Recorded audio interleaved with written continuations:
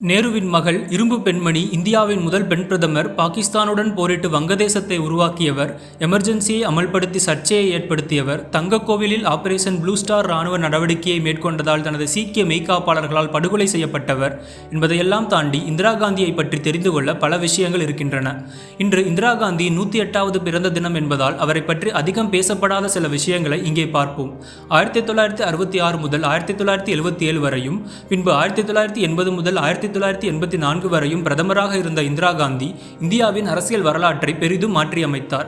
மக்களுக்கு பயனளிக்கும் வண்ணம் தனியார் வங்கிகளை பொதுத்துறை வங்கிகளாக மாற்றியது, சர்வதேச அரசியலில் இந்தியாவின் முக்கியத்துவத்தை உணர்த்திய அணுகுண்டு சோதனை என பல இந்திரா காந்தியின் தலைமையில் கீழ் நிகழ்ந்த முக்கிய மைல்கல் சாதனைகளாகும். அவரது தலைமை பெண்களுக்கு அரசியலில் புதிய வாய்ப்புகளை திறந்தது. இந்திரா காந்தி பற்றி இந்த 3 விஷயங்கள் உங்களுக்கு தெரியுமா? இந்திரா காந்தி தனது 12வது வயதில் சுதந்திர போராட்டத்தில் உதவியாக வானர் சேனை என்ற குழந்தைகள் அமைப்பை தலைமை தாங்கி நடத்தினார். அது 60,000 உறுப்பினர்களை கொண்டிருந்தது. இந்த அமைப்பு சுதந்திர போராட்ட வீரர்களுக்கு உணவு, குடிநீர் விநியோகம் செய்வது, விடுதலை போராட்டத்தில் கலந்து கொண்டு தலைமறைவாக வாழ்பவர்களுக்கு மடல்களை கொண்டு சேர்ப்பது உள்ளிட்ட பணிகளை செய்தது. ஃபெரோஸ் காந்தியுடனான இந்திரா காந்தியின் காதல் திருமணம் மதங்களுக்கு இடையிலானதால் நேரு உட்பட பலரின் எதிர்ப்பை சந்தித்தது. ஆனால் மகாத்மா காந்தி அவர்களை ஆதரித்து அறிக்கை வெளியிட்டார்.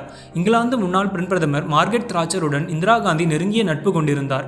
அவசர நிலையை அமல்படுத்தியதற்காக இந்திரா காந்தியை தாட்சர் விமர்சித்தார். எனினும் ஆபரேஷன் ப்ளூ ஸ்டாருக்கு பிறகு அவருக்கு ஆதரவான நிலைப்பாடு கொண்டார்.